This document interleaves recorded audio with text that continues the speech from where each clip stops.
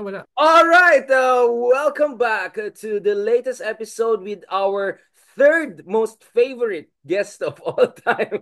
Kasi kasama namin si General Torre, the greatest general, and Justice Carpio nung isang araw. So kasama naman natin ngayon si Lord Tornaga, aka Ronald Andrew Tate Liamas. Hindi na siya Joe Rogan, Andrew Tate na po ang ano natin, ang vibes natin sa Ronald. Sir Ron, yung mga, parang off the record, Andrew Tate ka, pero on the record, Joe Rogan. Um, uh, uh, speaking of, speaking of, Sir Ronald, I wanted to ask you one thing. Tanong ko lang, Sir Ronald, anong tingin mo dun sa mga ginagawa ni Cheese Escudero? Ito ba ay Pusit Games? Ito ba ay cheese just being cheesy or cheese in fairness mabait si Trillanes sa kanya, sabi ni Senator Trillanes ipit kasi yung kamay niya, konti lang yung support base niya, baka kung medyo maging adventurous siya matanggal siya bilang Senate President. Anong masasabi mo first of all Sir Ronald Andrew Tate Liamas doon sa fashion niya nung isang araw, parang medyo Mark Velarde yung dating niya, Michael Jackson na Mark Velarde, tapos may purple ring, tapos sinabi ko po sa inyo, in-explain ko na, ay, ano masasabi natin kay Cheese Ronald? So cheesy. Buti nga cheesy. He's so Ano cheesy. yung, sige lang, ingat lang. Sir Ronald, so ano masabi mo sa mga kanyang explanations? Simple lang naman di ba? Dalawa lang naman yung issue diyan eh. Yung forthwith at saka sui generis. They are interrelated. Nagbibigay siya ng ibang definition sa forthwith, no? Kahit balikan niya yung discussions dun sa framers ng 1987 Constitution, malinaw kung ano ibig sabihin ng forthwith. Kahit tanungin niya yung mga legal luminaries kung saan hindi naman siya luminary, malinaw kung ano yung forthwith. Kahit tanungin yung mga previous na mga impeachment processes, yung track record kay ERAP, kay Chief Justice Corona, Ronald. malinaw kung ano ibig sabihin ng forthwith, no? Tanungin niya kahit yung mga dating Senate President, malinaw kung ano yung ibig sabihin ng forthwith. Tanungin niya si Daniel Webster, no, kahit matagal na siyang patay, no, ay malinaw kung ano yung ibig sabihin ng Webster Dictionary sa forthwith, no? Kaya hindi ko alam kung anong multiverse yung kanyang definition ng forthwith at didikit mo ba dyan yung sui generis?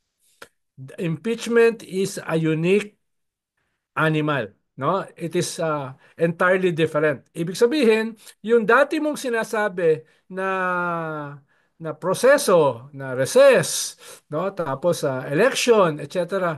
doesn't follow, no? Dahil dapat 'yan ay tatabi mo muna at ididikit mo yung pagiging sui generis or unique na impeachment dun sa forthwith. No? Kaya in all aspects ay mali siya. In all aspects. Well, Tama lang siya. cited Tama lang Miriam siya. Defensor, right? Tama lang siya dun sa sa kilay. Doon lang siya tama, no? Sir Ronald, Dahil dapat talaga inaayos mo yung mukha mo eh. Sir Ronald, baka, sabi ko nga, wag Oh. naman tayo below the hairline ng mga attacks, including dyan Hindi, ang hindi, hindi. Above the ano, above the mustache, no? below the hairline, above the mustache, and the next to Oo. the pearl earrings. Oh, No, ibig sabihin niyan, hindi ko pwede i-criticize yung kanyang see-through na t-shirt habang siya ay nagpe-press con as Senate President. O sige, hindi see-through. Yung nakabakat yung nipples. basta yung ano, ay kung ganun, damay na rin ako dyan. Hmm. Sir Ronald, parang ang nakita ko sa kanya, mga Mike Velarde niya na mga white Michael Jackson style na ganun. But, hindi, wag tayo mag-personal. Naka-black t-shirt, tapos naka-white na jacket na Rockstar. isang Right. braso lang yung nakasuot, yung isang braso hindi, di ba? So Rockstar. fun, so becoming of a Senate President. Now, speaking of becoming or unbecoming or whatever, he cited Miriam Defensor. What about that? What do you have to say about the Miriam Defensor? He tried to use the Miriam Defensor take on the Erap Estrada impeachment as a kind of a precedent for how he's approaching this.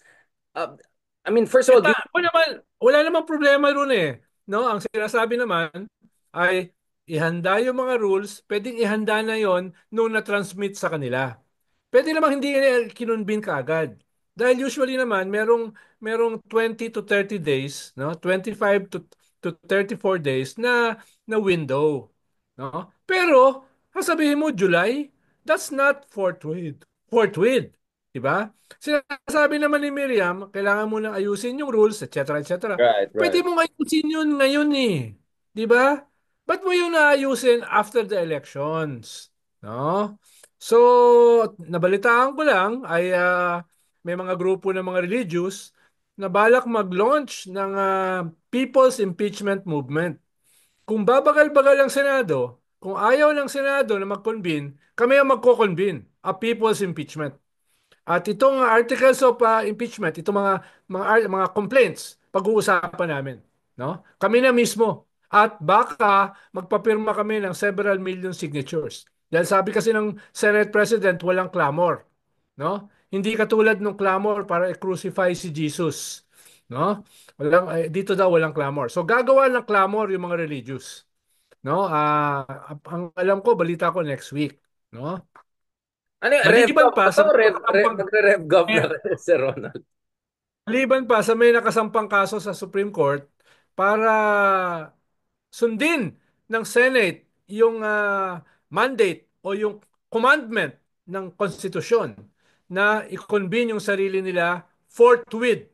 So nakakuha niyan, nakasalang yan ngayon sa Supreme Court. Hindi ko alam kung kailan yung hearing diyan, no? Right. Kaya merong iba't ibang mga pamamaraan para itulak yan, no? Pero ang pinakamahalaga diyan para sa mga senador, para sa Senate President ay popular pressure, no? Popular pressure. Kung marami mga tao ang magpe-pressure, then baka magdalawa, tatlong isip sila dun sa kanilang timeline na after July pa. Mhm. Ang tagal No? eh, grabe. Tapos parang pati siya yata nako-confuse siya sa sarili niya explanation na mag-oath taking yung 19th Congress tapos mag-oath taking yung 20 pero yung oath taking ng 20th Congress ay Ang hindi problema kailangan. dyan, Ano pala? tinanong ko si Drilon. Sabi ko, SP, Senate President Drilon. Paano ang sinasabi kasi ni Cheese ay magko-convene sila dun sa last session day ng 19th Congress after the election. Merong 6th session day. Paano kung hindi magawa doon? Paano kung hindi magawa? Paano kung hindi makapag-convene? 6 na araw na lang yan after ng election. Ibig bang sabihin, kung ang pag-convene ay 20th Congress na, is that legal? No? Is that legal? Pwede ba nilang sabihin ng 20th Congress, teka, teka, tinransmit ito sa 19th Congress. Bakit nag-convene 20th Congress? Pwede nilang sabihin yun. Tinanong ko si Senate President, pwede ba yun? Sabi niya, I'm not sure. Dahil pwedeng either way i-invoke. Mas malinaw kasi yung mag-convene sa 19th Congress at magpatuloy sa 20th Congress. Pero kung i-convene mo sa 20th Congress, na tinransmit sa 19th Congress, baka may kwan dyan. Baka ma-technical tayo dyan. Kaya nga, yung safer, para wala masyadong tanong, or kung may tanong man, ay very strong or very compelling yung legal basis, ay sa 19th Congress mag-convene at matapos sa 20th Congress. No? Yun yung mas malinaw. No?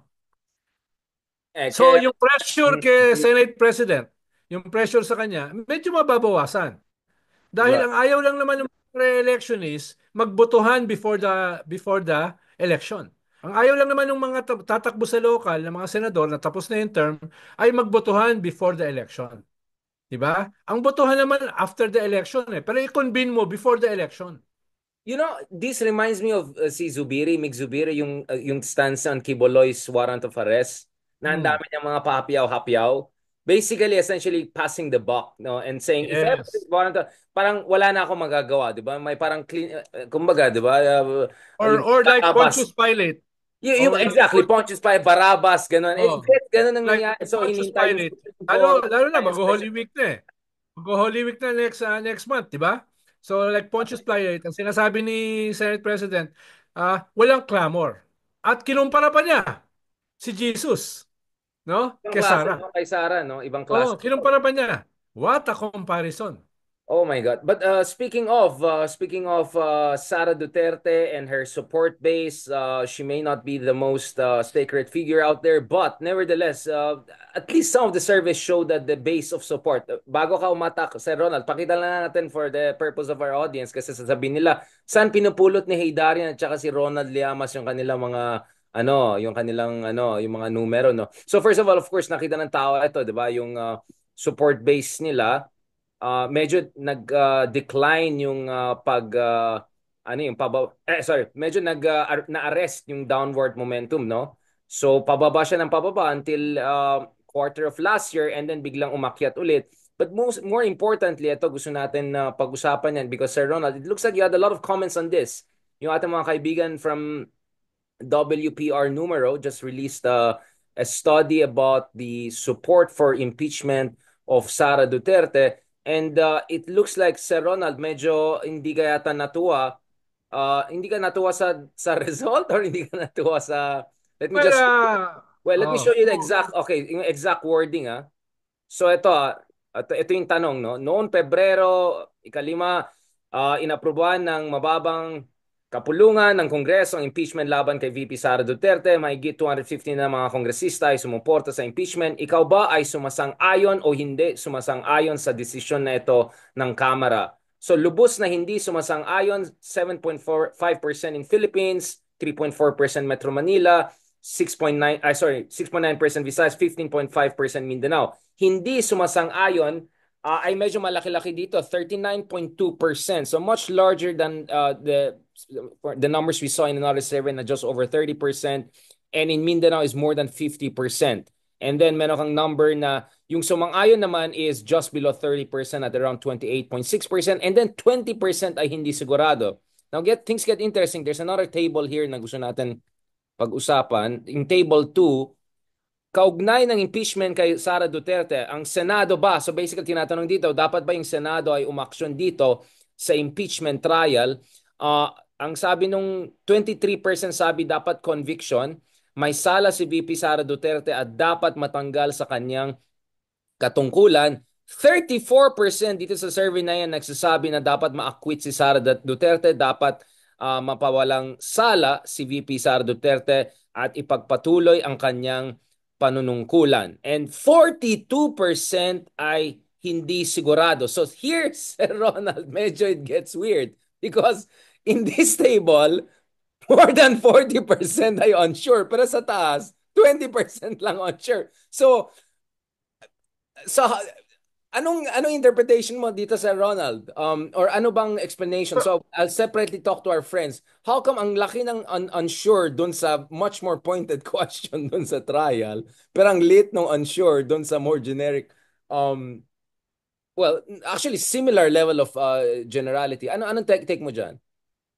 well, una, ah, parang yung ikalawang tanong, merong qualification. Ah, Pinaliwanag ko ano yung haba complaint. nung tanong eh. Oo. Oo, pinaliwanag ko ano yung complaint. Doon sa unang tanong, walang paliwanag. Parang tinanong lang, sang-ayon ka ba o hindi sa impeachment? Ano ba yung kaso? No? Bakit ba Yeah. ini-impeach? Sa ikalawa, meron.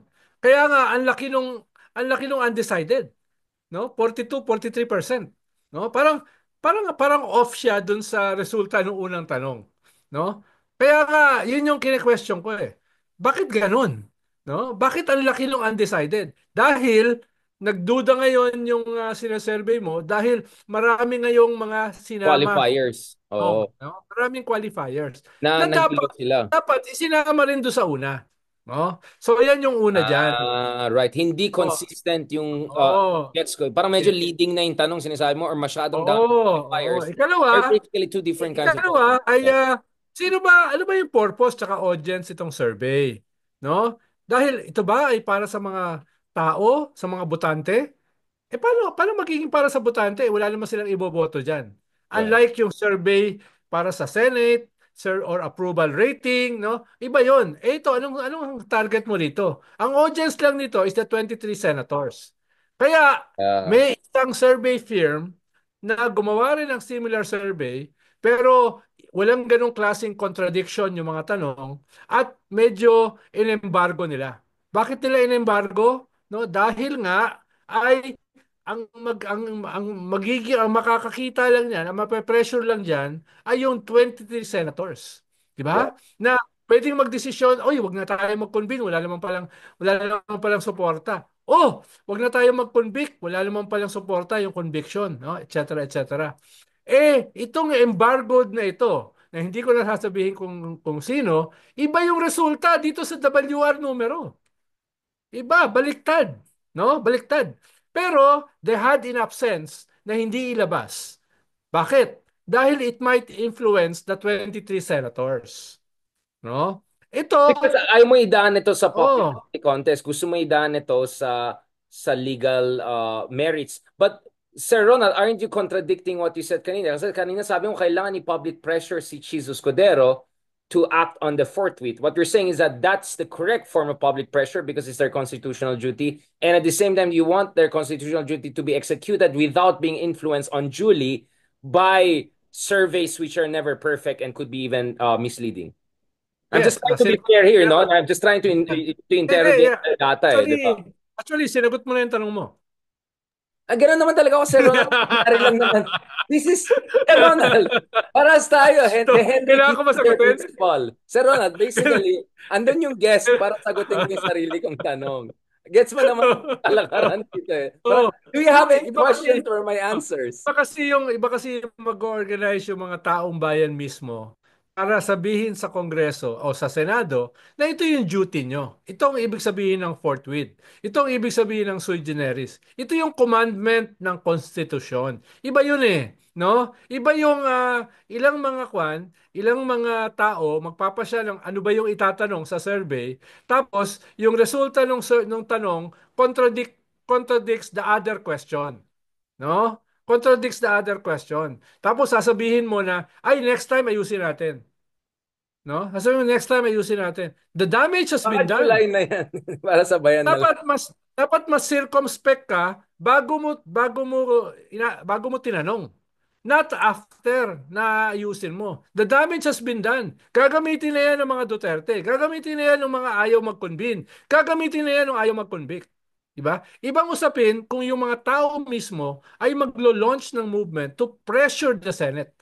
No? Na dapat yung gawin yung trabaho nyo. Iba yun. No? Iba yung 10 8 people decides kung ano yung tanong, natapos yung resulta ng tanong na kinokontradict yung ikalawang tanong, saka nakakita na 43% undecided. No? Ibig sabihin, there must be something wrong with the Na-confuse lang. question. Well, I mean, well, Di ba? again, to be fair, siguro ang problema kasi talaga, this is really a complicated case in a sense that ang dami mga aspects and technicalities and all of that, diba? So the more you give details, the Di more wag it mo lang becomes gawin. overwhelming. Di wag mo lang gawin. Dami palang Dapat complication. lang, ang tanong lang, basically ang tanong lang, dapat Oh, tuloy yung trial. No decision now on conviction kasi you have to oh. declare the merit. Ganun na lang. Or kung yung tanong mo may qualification, then lahat ng tanong may qualification. Sang-ayon ka ba sa impeachment na ito yung complaint? No, ito yung dahilan para sa impeachment, no? Tapos tatanungin mo, dapat ba yung Senado ay mag-convene or mag-acquit, no? Or mag-convict, no? Batay sa ganito, etc., etc. So, medyo ayusin mo naman. No, hindi yung isang tanong walang qualification, yung ikalawang tanong may qualification, tapos ang resulta 43% undecided. Di ba may Parang kaunti ganito, kang parang problema? tanong Kaunti is, lang. gusto nyo ba kunyari si Secretary Ronald Llamas, tapos 40%, 20% undecided. Gusto nyo ba si Secretary Llamas nung nagbabardagulan sila ni Haydaran kumpara dun sa kabilang channel, yung isang araw ganun, biglang laki ng undecided, 70% undecided. Oo. So, paano Dahil yung magagawin yun? yung isang tanong, sino mas maganda lalaki? Si Richard o si Ronald, no? Tapos Ayun, dalawang Ronaldo. tanong, sino mas maganda lalaki? Pero si Richard, no, nagpaayos ng kilay. Si Richard nagpa nagpa Sige lang. nagpakulay ng Sige lang, buhok. Sir No, Ronald. Sige lang. si Richard no, nagpaayos ng ilong, no? Ganyan. Si Richard Yeah. nagpaputi ng ngipin, no? Yeah. Si Richard nagpa-botox, And then si no? Sir Ronald, pero si Sir So, Ronald tunay na iba yung lalaki. So Sana lang. iba yung resulta ng kwan, no? Iba yung resulta ng sagot. Parang Kung ganun, nilait lang ako dun sa tanong ganun na ang yun. Ah. qualifications, no? Kaya ayusin naman. Tapos mahirap naman sabihin na, oy, next time ayusin namin. Next time. Ay, Ronald, nako. parang bumawi ka sa akin ng gusto dun sa mga botox. Ayan. Oo. Oo nga, na parang ganun tanong. Parang, magandang lalaki ba si ganito, ganun? Oo, parang, magandang Oo. lalaki ba si ganito na meron siyang white pearls tapos Oo, nagpapaayos di ba? na mga Oo, di microblade ba? na Mike Oo. Velarde. Magbabago yung resulta, di ba? Magbabago yung resulta ng tanong. Halos parehas yung essence ng tanong, pero magkaiba yung qualifications. Di ba? Yun ang naman Oh, sinasabi ko. Hindi naman ako okay, nagmamagaling. Wala akong alam sa ganyan eh. No? Sir Parang ako lang Ronald, common talaga sense na tinitignan ko yung mga in tanong. fairness sa'yo, pang PhD level yung mga tanong mo dito. But speaking of that, sure, but Uh, I think we have to be fair na there's a certain degree of consolidation of support for the Dutertes, partly because siguro may sense of urgency, partly because siguro active yung mga nilatag nila ng mga troll farms, partly because yung mga ibang yes. kaibigan natin na sobrang excited mang-bash kay BBM, ay binigyan Yes. nila ng libreng script yung mga kaibigan natin sa Kaya kabila. pag-usapan naman natin yan, Richard, sa mga previous episodes. Di ba? Nagbago yung narrative, merong ganitong klaseng pagkakamali ang gobyerno sa budget, sa GAA, sa messaging, di ba? Tapos nakaalpas doon sa corner nila yung mga Duterte dahil nabago yung narrative, na pump prime nila. Hindi ko alam kung sino nagbukas ng gripo, na pump prime nila ngayon ang social media, lalo na Ni TikTok. hao So may ma, mga oh, 谢 so, 谢。yung variable. Sinasabi ko lang Big R, no? May isang survey, no, na parehas ng tanong, hindi nila nilabas yung resulta, pero iba yung baliktad yung resulta. Ibig Meaning, sabihin, this survey firms hindi naman sila perfect eh. Yung isang survey firm, iba ang resulta. Yung isa ay iba yung resulta. Hindi naman sila gospel truth, di ba? Pero at least yung isang survey firm had the common sense judiciousness. Yeah, na wag judicious. Yeah. na wag ilabas, no? Dahil nga it will influence the 23 senators, Right, not the voters.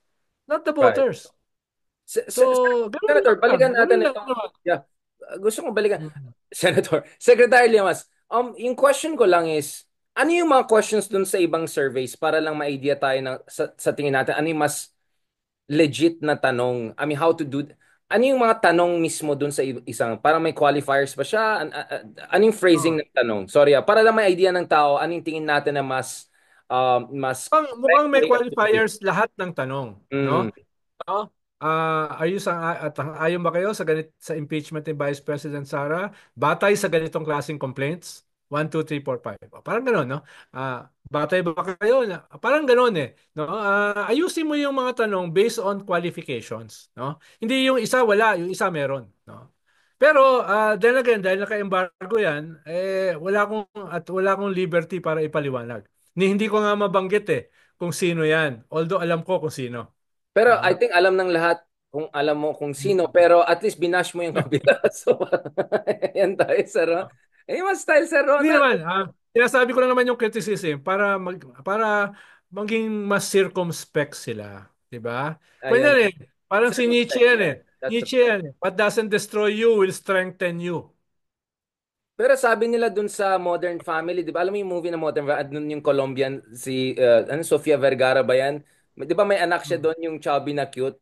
Tapos na heart attack daw yung kapitbahay, tapos hindi na siya makalakad. Sabi na, akala ko Nietzsche said, what doesn't kill you makes you stronger. But how come Tito something cannot walk anymore in his weekend? Sabi ko, "Oo nga, no? Well, hindi naman perfect si Nietzsche. Exactly. I mean, just to Namat, put that, namat, namatay nga siya sa 'di ba? Sa syphilis. well, I don't know about that, pero alam ko yung nag-hug-hug siya, umiyak-iyak siya sa isang kalabaw or donkey. One of those Oo. is, yeah, medyo may Oo. mga moments. Heartbroken siya kay Salome. Akala ko ay Richard Wagner. Wait, Ha? wait. May alam ba ako na hindi mo alam? May malam ka na hindi ko. Anyway, Sir Ronald, ito. But in the service, what's consistent is Bongo is doing very well. I mean, almost number two siya. And I was doing an interview with an San Francisco, Washington, D.C. based AI analytics group, no? Who predicted elections in India, in US very correctly. Kasi real-time yung digital footprint yung tinitignan nila. I'm not saying it's the most accurate, but I think it's one way of looking at it. Sabi nila, actually, alanganin si Ben Tulfo. That was the most interesting. na si Ben Tulfo ay medyo unstable. Even si Willie Revillame daw is very unstable and most negative reactions ay kay Willie Revillame, Amy Marcos, and also kay, of course, yung crush natin si Camille Villar. Kasi parati nagpipicture si Camille, bakanteng lupa sa likod niya. Wala, lagyan niyo naman ng mga tao or hindi condominium. The new Villar. The new face of the Villars. So, but interestingly, malakas talaga daw si Bongo eh. Consistently Well, malakas si Bongo eh. napag-usapan natin yan bahagya, Big R, sa mga previous episode. Una, yung kanyang malasakit center na pinam-prime niya during the term of the President Digong, talagang meron pang epekto hanggang ngayon. 'Di ba? Dahil parang siya yung bida diyan eh. 'Di ba? Siya yung bida eh. Mahalaga yan sa mga tao eh. Yung malasakit not only as a slogan, kung hindi yung nagawa mo to facilitate health lalo na sa mga kailangan ng mga tao, no, sa DOH, sa SSS, etc. So hindi nila kagad nakakalimutan 'yan. Ikalawa, sa ngayong bakbakan between the Dutertes and the Marcos, hindi mo siya makikita na going out of his way to defend the Duterte. Nandun siya, merong minimal compliance, no?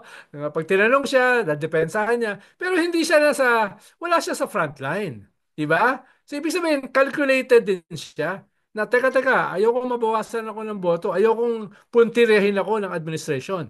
Ayokong maging kontrabida ako dito sa labanan ng dalawang dynasties. So, nakakalusot siya. No, doon sa ganyan. Tapos ikatlo, dahil mukhang mahaba yung kanyang pisi, marami siyang suporta sa mga media.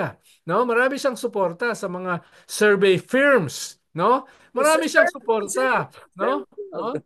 Ibig sabihin, very kwan kasi siya, very charming. Wala akong sinasabi na mga nakwan na ibang bagay. Wala, Sinasabi wala, ko, wala, wala, oh, wala. natsa-charm niya yung mga media, Right. natsa-charm niya yung mga survey firms, no? Ba't tayo hindi na-charm? Tayong dalawa, parang Kaya medyo mataas siya. hindi tayo Ha? kasama sa charming niya. Ba't di tayo kasama sa charm? Hindi. Hindi Hindi ko, umaabot hindi ng ko charm. strong point yan. Hindi ko strong point yan. Hindi ko strong point yan. Si Ronald. Ang aking strong point ay Andrew Andrew Tate ka na. Sir Ronald, bago ka mag-Andrew Tate ulit, balikan natin to. So, dapat singilin siya, hindi ba? Parang for some reason, nakakalusot siya eh. Purong bato yung... Yes. Kaya, Amy, sarado, halimbawa, lahat. Pero hindi si Bongo. kaya siguro yung kausap ko na survey firm na sinasabi na hindi pa sigurado si Ben Tulpo, hindi pa sigurado si Actually, yun din yung Bato, sinasabi ng no? AI Analytics. Ganyan. Dahil itong mga ito ay una, wala sa administration. So, ibig sabihin, sa dulo ay pwedeng mag-take ng toll sa kanila yon, no? Tapos, wala naman sila sa ngayon, sa top 3. Yung top 3 baka mahirap nang galawin yan eh. No? Kaya makikita mo, medyo bumababa si Ben at saka si Bato. But yung mga Diba? disqualification kay Erwin, couldn't that hurt him the same way that hurt Grace Poe back in the day? Hindi siya natanggal eventually, pero it created some confusion and Hindi, dahil una tapos na 'yun eh. No, how can you be an American citizen kung yung mga papeles na ginamit mo ay all fake. So medyo hindi na 'yun ang issue. Ang issue ay yung paggamit ng mga false document. 'Yun yung pwedeng gamitin sa kanya. Pero wala naman nagsampa ng kaso so far. Ikalawa, yung sagot niya diyan, hindi ba karamihan sa mga OFW gumamit din ng mga fake documents so para bigla sila relatable pa siya. oh, Baka makaka-relate sa relatable. mga Baka, OFW. Parang yung negative, naging positive pa. Di parang ba? gawain mo yan sa Ronald, yung negative. Naalala mo si George yung sa angkas, nung nawala ng lisensya, ginawa pa niyang, o ngayon, pasahero na siya. So, mas makaka-relate siya sa mga Wow. angkas. Di ba? Yeah, oh. So, lahat yan depende sa messaging eh. Nakatulong You're pa saying kay Erwin, Kwan yun. you think Erwin has a strong chance of maintaining his momentum? Kasi last year pa siya leading. Eh. Ang tagal niyang binubugbog eh, di ba? He has been in the crosshairs for quite a Yes. long, long time. Tingin ko dahil una, talaga namang number one siya in all surveys for several months. At ikalawa, nasa administration siya. No? Sa midterm, mahalaga yun eh. May cushion No? ka na, 5 to Oo, 10%. mahalaga Yeah. yun. Siguro Command votes. Yeah. may mga 10-15% ka na dagdag. No? Ibig sabihin, halos sigurado ka na. No? Tapos yung iba, dahil hindi sila administration, pwede silang i-operate. Pwede silang malaglag. No? Although si Ben, tingin ko baka mahirapan na. Si Bato kaya. You No? know, interesting. Although You're the first person that said that about Ben Tulfo. Ah. Based Oh, and when I look at the AI analytics, actually you make perfect sense. In fact, some of the AI analytics were saying he could even end up number 16 or even 18 or something like that. Na hindi siya dapat maging kampante. So, especially once the command vote and other aspects also come in. I want to ask you tama. about Willie Revilla a little bit. Do you think na medyo nakakalat na siya? Kasi since medyo na-feel niya na may chance siya, he's beginning to speak a little bit more na sabi niya, oh, ito, pag-aralan ko na yung case ni Sarah impeachment. Tapos, yung tinanong pa siya, oh, ito na, nasa survey ka na, may chance ka na. Anong gusto mong batas? Siya pang galit. Hindi, ikaw, anong gusto mong batas? Para ma-imagine ko, Sir Ronald, ganyan ka nung nag-aaral ka sa college. Hindi mo alam yung sagot, tanong ka ng teacher. Hindi, ikaw nga, hindi, ikaw nga magaling, di ba? Ikaw yung teacher. Hindi, sagot ko nga. Hindi, ako, estudyante lang ako, wala akong alam. Ikaw ang magaling, di ba? Yung parang, parang Napaka, dami. napakalawak naman ang imagination mo. Pati yung ginagawa ko nung ako estudyante, na imagine mo. Pero baka hindi naman Ano, masyado malayo sa Intel katotohanan. background tayo dyan. Lahat ng Oo. mga Para, biktima mo ay diba? kaibigan Oh, mo. para, di ba nakita mo naman ako sa isang conference na late dumating, pagkaupo, taas na kamay, tanong kagad, di ba? Yung Para wag hindi mo, mapansin, para hindi yung, mapansin na late. Oh, di yung ba? wag mo nga Tapos, natin eh. Wag tapos mo. nagkagulo yung mga tinanong. Mumbai, galit na galit yung mga Mumbai sa'yo. Ang hirap ng tanong. Pero yung Vietnamese naman tuwa sa'yo, ambassador, that was hilarious, man. Pero yung wag po, ginawa mo rin sa akin yun eh. Ang galing ko mag-explain na Edka, pati si Llamas, parang wala si Darin dyan. Hindi, ganito kasi yung nangyari. Parang, wait lang, did you even listen to me? Tapos si Lord de Vera, parang, wala akong alam dyan, wala akong alam dyan, mag-aaway na tong dalawa na to. Sir Ronald, we were meant to be talaga, ano, no? We were meant to be talaga antagonists, allies, friends. Kaya ano yung tawag na?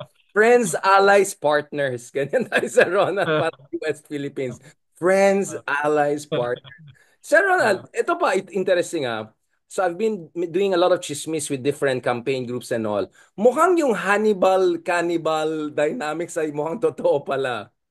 Yung sinasabi mo na medyo nag-ano na yung mga so Oo. both in admin which we always knew about, alam ng tao sino itong mga to, yung mga huling humahabol pero ang chismis sa akin pati sa kabila rin daw medyo may Hannibal operations na daw. Sir Ronald, Oo.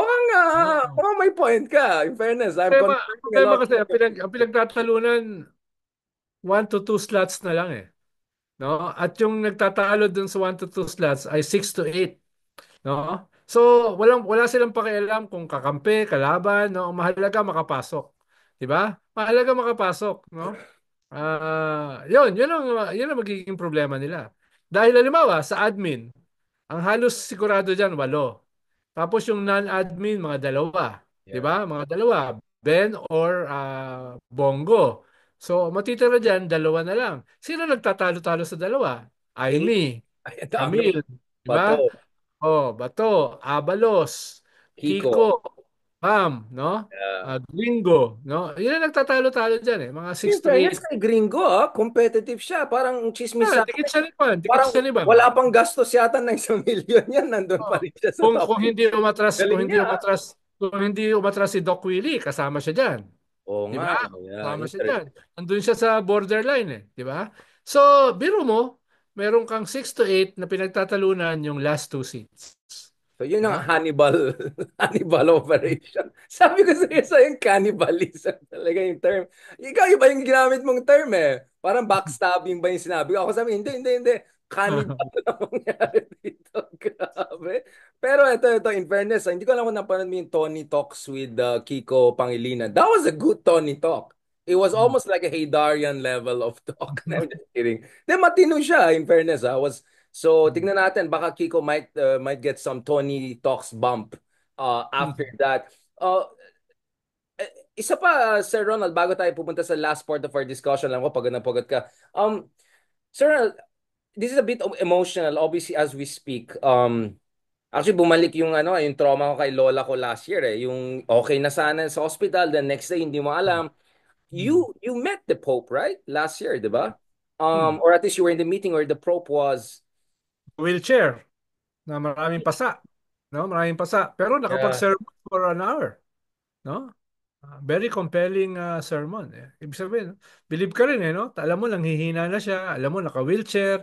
Alam mo, kita mo sa up close, ang daming pasa sa mukha, sa leeg, no? Pero talagang tinapos niya yung sermon, no? Binati niya bawat isang kardinal.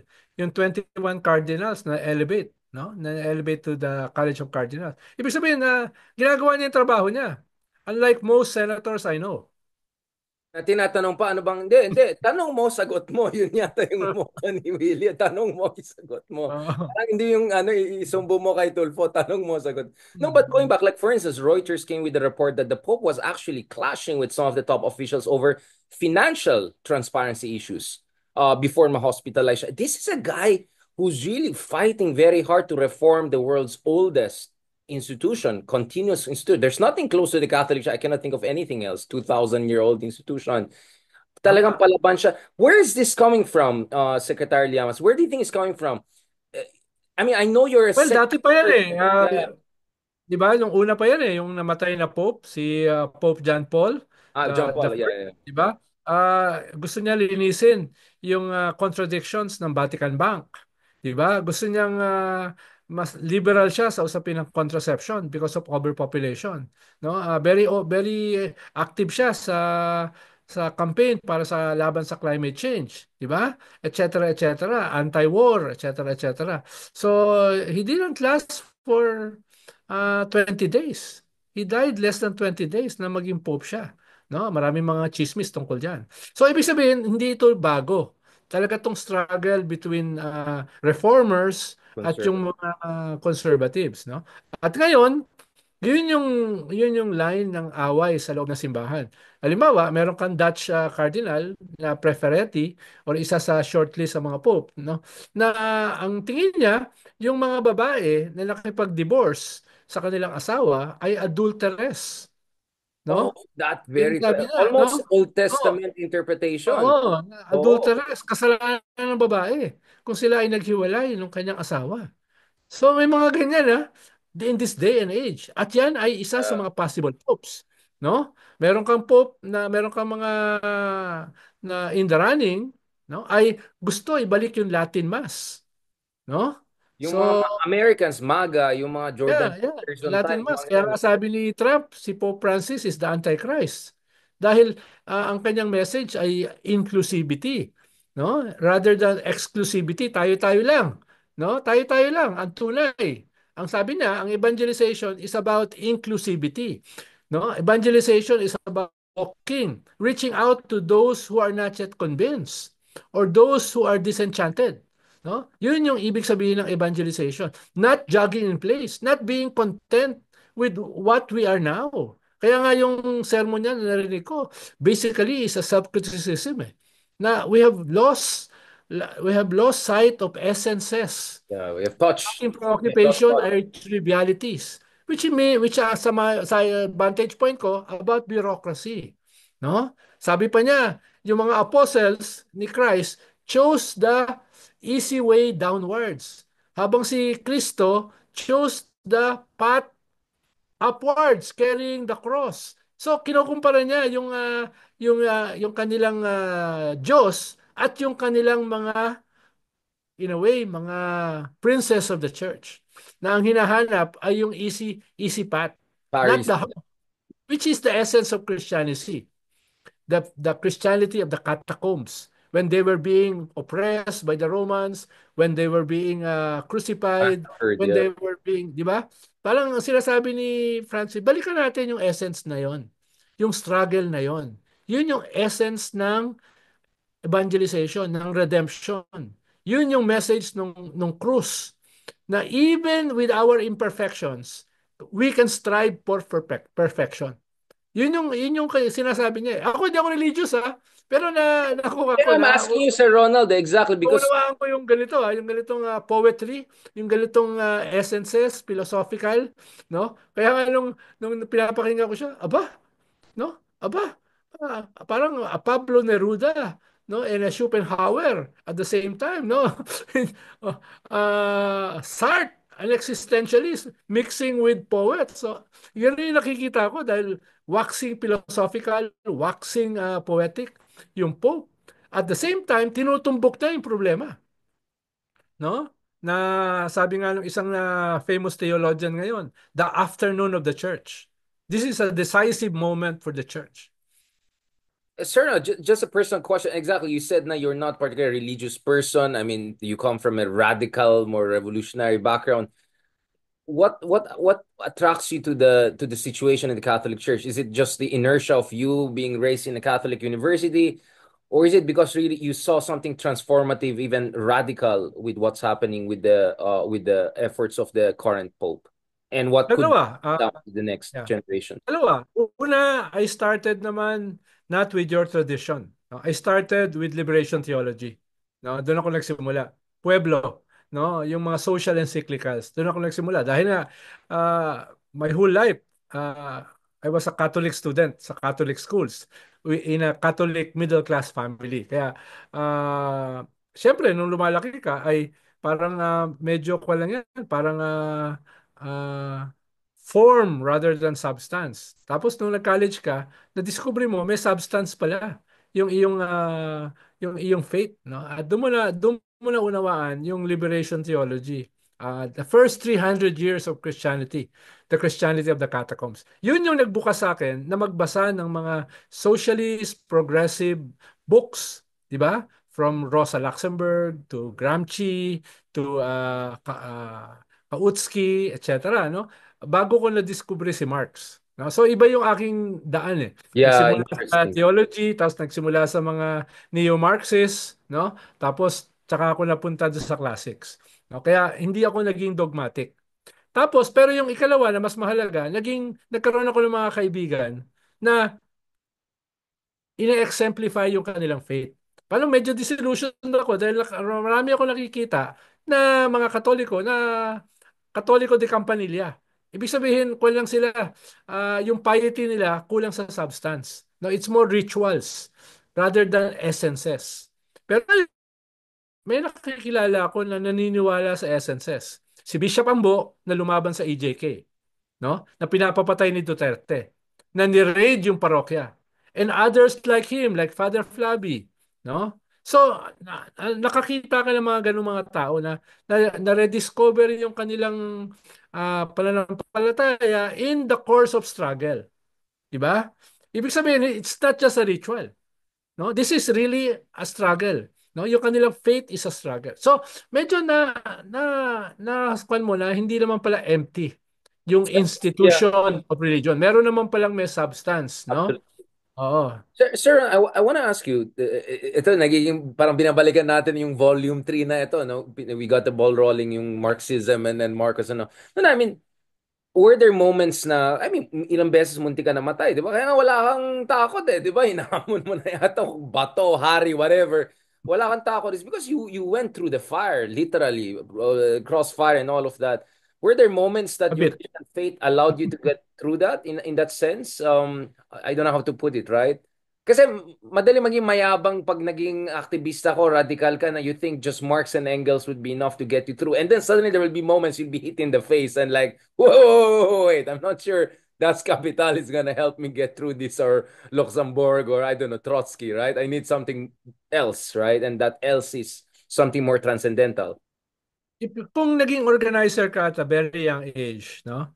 Pumunta ka sa mga squatters area, pumunta ka sa mga farmers communities, sa Baler, sa Infanta, sa Kasiguran, no? Pumunta ka doon sa poorest places. Tapos nakita mo yung suffering na hindi mo naranasan. Parang nakakapanliit eh.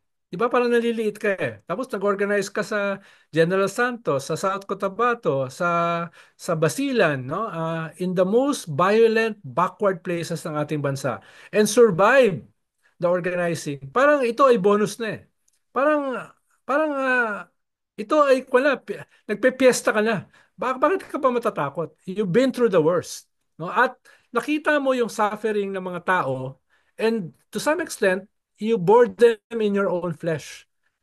So, parang hindi naman immune, pero may certain level ng immunity ka dun sa mga kinakatakutan ng iba. Parang, ba't ba ako matatakot? Libel? Ba't ka ba natakot sa libel? No, At saka, what you've is been, this compared to oh, what other people are oh, going you through? organize Yeah. sa Sampilit Complex sa Sumisip Municipality sa Basilan kung saan nagsimula yung Abu Sayyaf dahil yun ang pinakamahirap na lugar, sa pinakamahirap na isla, sa pinakamahirap na island ng bansa. So, 'di ba? So medyo I hindi ka understand. nagiging indifferent sa human suffering, pero nagiging immune ka sa mga threats. No? Parang Mm. no? More, no? Parang It's kind of a galing ka ng Sulu, sublime, yeah, yung kung galing ka ng sublime. Sulu, pagbaba mo sa Sulu, may lumulutang na bangkay doon sa pantalan. Parang, parang sabi mo, I'm lucky. I've been lucky. Others weren't. So why be so afraid na hindi ka na tumigil ka na mag-advocate ng what is good, 'di ba?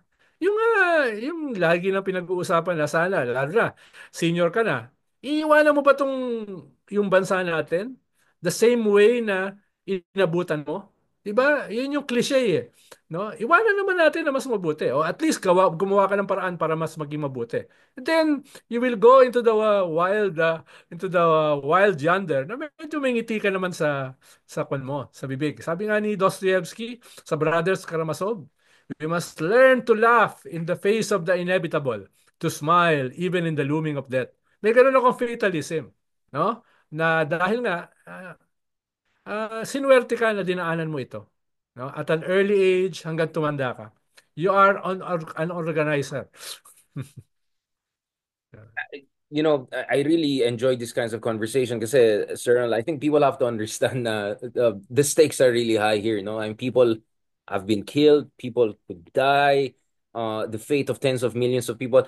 One of the favorite terms you have, in fact, there was a book that Leloy Claudio recommended to me, The Burden of Responsibility. It's a biography of three major French thinkers, kasama dyan si Yes. Albert Camus, when he was extremely isolated after taking a different stance on the Algerian issue. Kasi syempre, Algerian-born siya, pero French siya, and the left were Yes. demonizing all the... So, and then it looks at the case of Aron, and then it looks at the case of one of the, si Bloom, right? One of the important figures in the French politics. So, that always stuck with me, yung burden of responsibility. Every time na tingin mo, ay, gusto mo na mag-give up or gusto mo na mag-give in, right? Because, it's easy to just join the system, right? Sometimes, mahirap maging anti-system, di ba? Sir Ronald, over and over again. You have maintained that credibility. And I'm sure the Bernie Sanders, the Corbyns, Waldens of this world have also maintained that anti-system posture through and through. And I'm always inspired by that. Sir Ronald, ikaw kasi malikot ka eh. Um, medyo I am more. not I am not a pie in the sky idealist. No, I Exactly. cut corners, So how do no? you, yeah, how do you cut corners without cutting the whole pie? Well, you set your own limits, di ba? You set your own limits. There are such things as tactics, no? There are such things as tactics. So long as they don't undermine the strategy. No? So, medyo ibang episode yan, mahabang paliwanagan yan. Right. Pero ibig sabihin, you set your own limits. Na para sa iyo, pag lumampas ka rito, hindi na ikaw. No? Wala na, sell out ka na. Pero at the same time, you have to get the job done. Di ba? Mahirap naman na puro tayo advocacy, tapos wala namang na-achieve. So, at a certain point, you cut corners. Di ba? At a certain point, Right. you... Di ko alam kung anong term yung gagamitin. No? You do special operations. Well, I mean, you have to be an apparatchik to get the revolution going, right? No. I mean, You have to destroy monsters. Kailangan pigilan mo na ikaw ay maging monster yourself. Pero you have to learn how they operate, how the monsters operate para matalo mo sila. right. Ano yung And you don't mistake the means difference? for your ends, and you don't Yeah, allow the means to poison your ends. Yung sa yes, goals fire that. dapat malinaw yun. You don't become the monsters you are trying to destroy. But at the same time, you have to understand the monsters in order to defeat them. No? Ay, naalala ko yung first text mo sa akin, parang here is your fellow. No, last point, Sir Ronald. Speaking of monster, Donald Trump. Let's talk about Donald Trump. I mean, medyo crazy na, no? Medyo I mean, even by Donald Trump standards, Standards. So. medyo, Siguro minsan, dahil and sa letting isip it niya, Andrew Tates out, like, this is like all over the ang place. kasi niya, I'll be 80 soon. Tapos hindi na ako pwedeng tumakbo. Tapos na yung aking kwan. Yung lahat ng gusto kong gawin Parang right burn down the world, now, parang ganun, burn down the gagawin ko whole. na ngayon. No? Gagawin ko na ngayon. Pero tignan mo yung approval rating niya, grabe ang baba in all surveys 7%, yeah, yeah. That's just 1 month, no? So yung mga tao sa paligid niya, yung mga advisors niya, nagwo-worry. Hindi ko alam kung nagwo-worry siya. Tingin ko nagwo-worry din siya. Pero ito dramatic itong pagbaba niya in less than a month, di ba? Even for somebody like Donald Trump na unhinged, no? Baka nagkakaroon na rin siya ng second thoughts, Well, no? he cares about stock markets and that. I don't know necessarily Christian, but Bitcoin is down big time. Like if you were in Bitcoin now, you have lost 20% of your Yeah. wealth. My God, Saka this matindi yeah, matindi yung away ng kanyang team with Elon Musk. No, with this who wants to take out 20-year-old, 1 million people out of bureaucracy? That will be like ah, a insurrection mangyari dyan. di ba? Oo, ang daming galit. Tapos ang nagpapasya sa all this are 20 somethings, no? Di ba? Mga 20-year-old na, ah, 23-year-old yung isang head of kakatapos na ng college. Pero mo, deciding for the whole country. Even the Republicans are up in arms. Di ba? Yun So yung where does that leave us, Sir Ronald? Speaking of tactics and strategy, I mean, at the end of the day, I want to bring this back to the Philippines. Nag-agree na ba tayo kay Walden na Team China na tayo? Kasi wala nang kwenta ang US. medyo ko naman, medyo siguro naging mas circumspect sila. Hindi in-exempt nila tayo doon sa mga freeze sa aid. Tayo at saka Taiwan. Exempt na tayo doon sa mga projects na FinReese, di ba? So, ibig sabihin, medyo in relation sa kanila, medyo hindi tayo yung tinatamaan.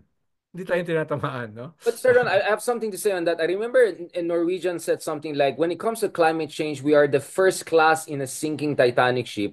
Minsan feeling ko ganun din tayo. Like, yes, we're exempted from the worst aspects of Trump's foreign policy, but in the end, it's still a sinking ship in a way, right? I mean, everyone is Okay. tough. Yeah, yeah, Friedrich yeah, Merz, the new chancellor yeah, of Germany, just said Germany has to be more independent. Macron and yeah. Starmer just went to DC and then made it clear they're not going to be excluded.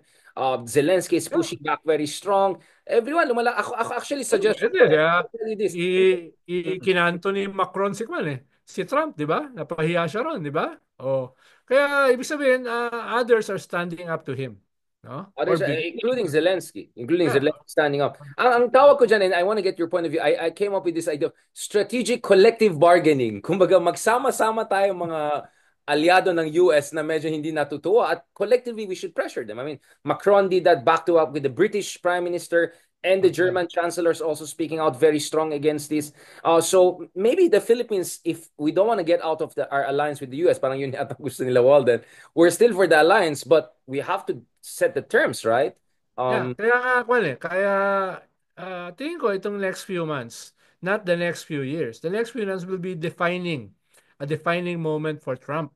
No, kung makikita niya yung writing on the wall or haharapin niya yung insurrection not only do sa kanilang political rivals, not only with the Republicans, his own party, but with allies. the US government, no?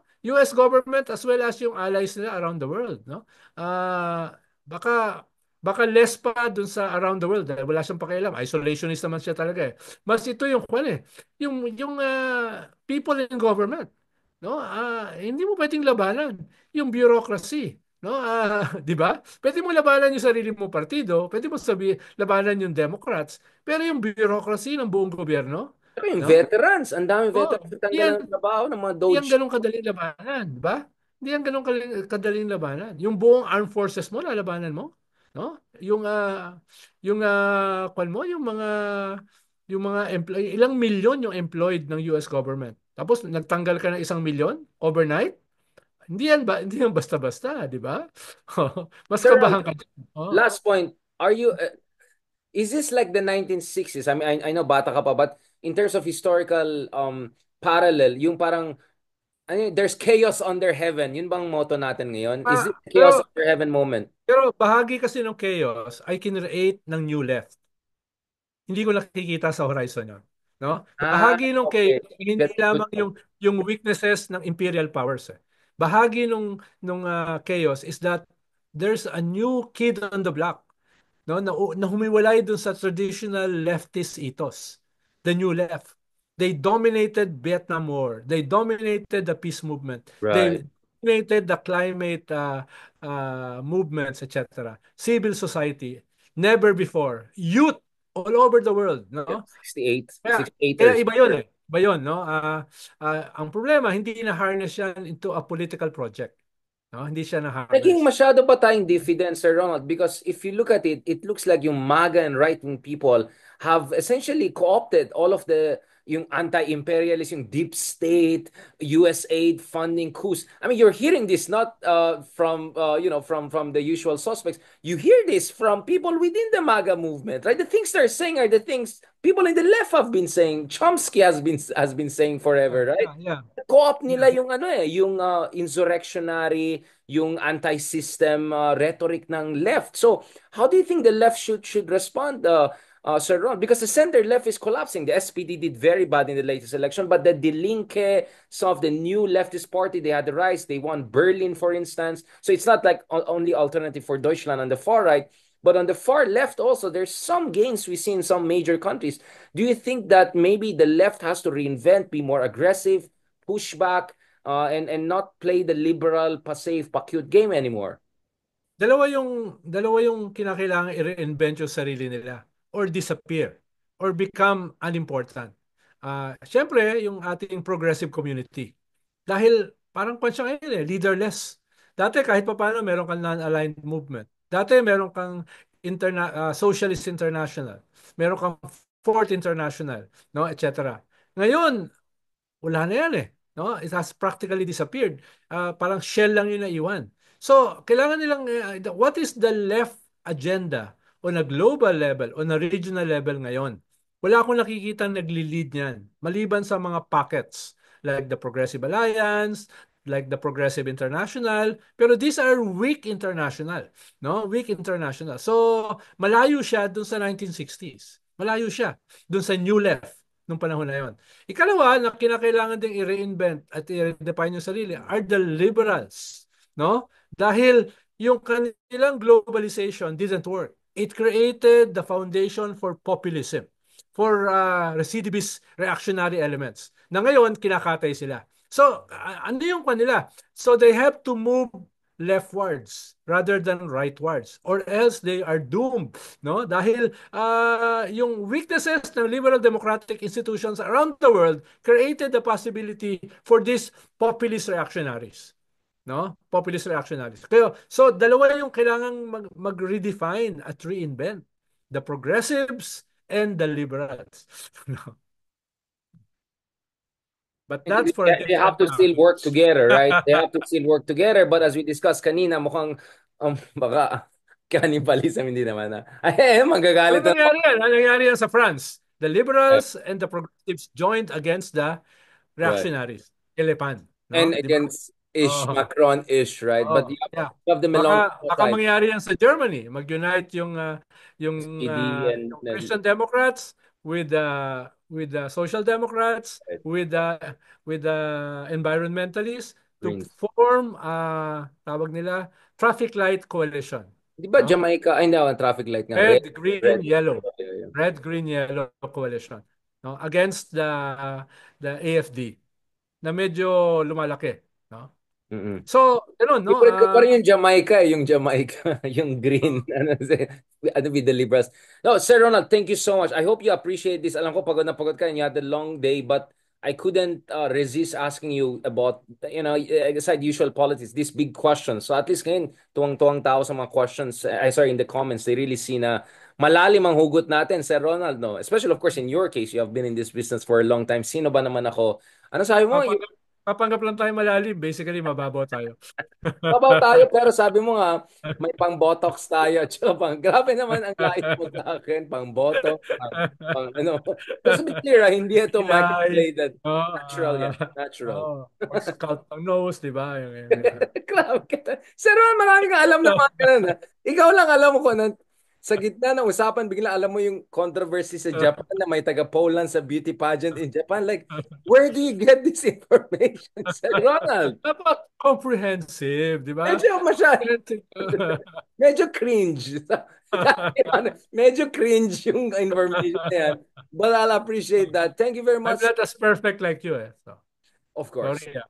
Sir Ronald, I'm very tolerant. I'm very tolerant. And that's why we have this show. Maraming salamat, Sir Ronald. Please take care of yourself. Yeah. Magpahinga ka. Sige, And salamat God willing, the din. next time we Salamat catch din. up, Sana, there's a good news also about Pope Francis because to be honest, I'm a little bit worried din ta. Yes, yes.